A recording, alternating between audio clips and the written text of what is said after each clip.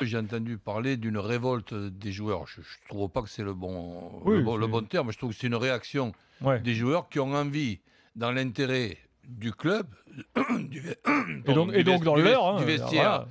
et même de leur entraîneur, de pouvoir discuter avec pour essayer de voir s'il n'y a pas la possibilité de changer, Mm. ne serait-ce pas la totalité des choses, mais de changer un petit peu. Notamment, on parle d'organisation, mais jouer en 3, on dit 3-3-3-1. Non, c'est en 3-3-4. Jouer en 3-3-4, c'est comme s'il y avait un architecte qui expliquait que la construction d'une pyramide, il faut qu'elle soit avec la pointe en bas. C'est pas Oui. évident pour les maçons. Hein. Donc, ils vont dire, bon, moi je pensais toujours que la pyramide, c'était Oui. une base bas et la pointe était en haut. Donc là, c'est tout le contraire qu'on demande. On demande un pressing de 90 minutes et aux 4 attaquants, on leur demande de presser les 4 défenseurs parce qu'à partir du moment où ils pressent les 4 défenseurs, les 4 défenseurs ont des difficultés pour relancer et les latéraux pour monter. Oui, c'est comme si tu demandes à un boxeur de mettre des coups à son adversaire pendant 12 rounds et pendant les 3 minutes de chaque round. C'est presque mission impossible. Donc, Marcelo Bielsa, qui a ces habitudes-là, avec ses qualités et ses défauts, doit pouvoir écouter ses joueurs et trouver, en discutant, la bonne solution par rapport aux habitudes qu'ils ont et aux difficultés qu'ils ont de changer ces habitudes-là.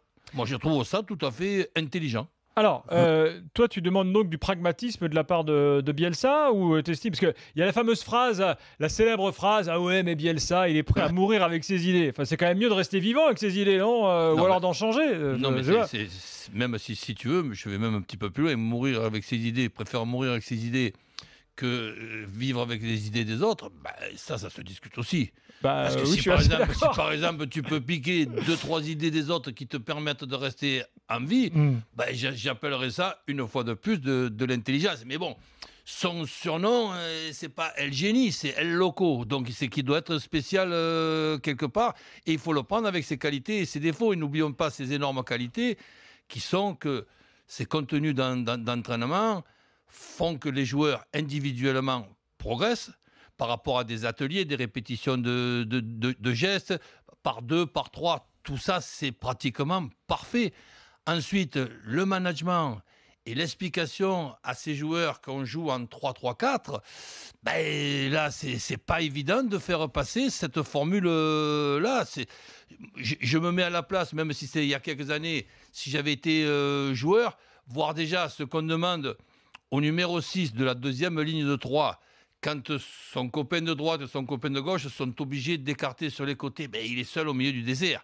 Donc ça, si tu veux, c'est très compliqué. Et en plus de ça, il y a une coïncidence qui fait que si tu voulais mettre un match spécial chez quelqu'un de spécial comme Bielsa, c'est Lille-Marseille dans le prochain match.